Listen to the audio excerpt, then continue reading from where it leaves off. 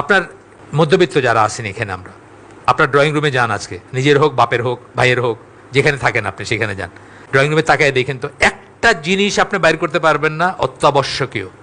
Average Bangladeshi মধ্যবিত্তের drawing রুমে একটা জিনিস বাইর করতে পারবেন না অত্যাবশ্যকীয়, এক্সেপ্ট ফ্যান হয়তো পাইতে পারেন, ফ্যান আর লাইট ছাড়া।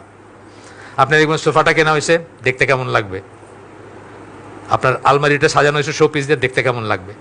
এই প্রত্যেকটা জিনিস বাহুল্য, কিন্তু এটার জন্য আপনি সুদ খাইছেন, নাইলে ঘুষ খাইছেন, নাইলে এক্সট্রা টাইম ওভার টাইম করছেন, বউরে সময় দেন নাই, বউ পরকিয়া করছে, অথবা একটা কিছু, মানে অনাচার অবিচারগুলো বলতেছে।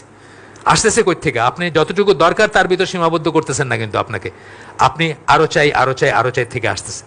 আপনিও পৃথিবীর থেকে যতটুকু দরকার নেবেন, আমি খাবেন, পরবেন, অন্ন বস্ত্র বাসস্থান, কোনো সমস্যা নাই, কিন্তু চিন্তা করবেন কতটুকু দরকার, কতটুকু এনাফ। এই যে ড্রয়িং রুমের কথা বললাম, যা দিয়ে সাজাইছেন, এটা কিন্তু আপনি অন্যের জন্য করছেন, নিজের জন্য না।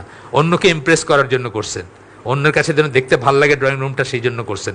দেখে যেন বলে, বাহ, ওনার যে ফুলদানিটা দেখলাম, এটা তো জীবনে কোনোদিন দেখি নাই। তো জিজ্ঞেসে করে ফেললো, ভাই এটা কোথা থেকে জোগাড় করছেন? না, এটা আমি চায়না গেছিলাম একবার, ওই স্টোর থেকে আনছি। কইতো মানুষ কিন্তু একটু গর্ববোধ করে, তাই না? কইতে এইটা না আর কি, এইটা করবে না মুসলমান। তা আমরা আজকে শেষ করে দিই, প্রায় 50 হয়েছে। সুবহানাকা আল্লাহুম্মা ওয়া বিহামদিকা আশহাদু আল্লা ইলাহা ইল্লা আনতা আস্তাগফিরুকা ওয়া আতুবু ইলাইক।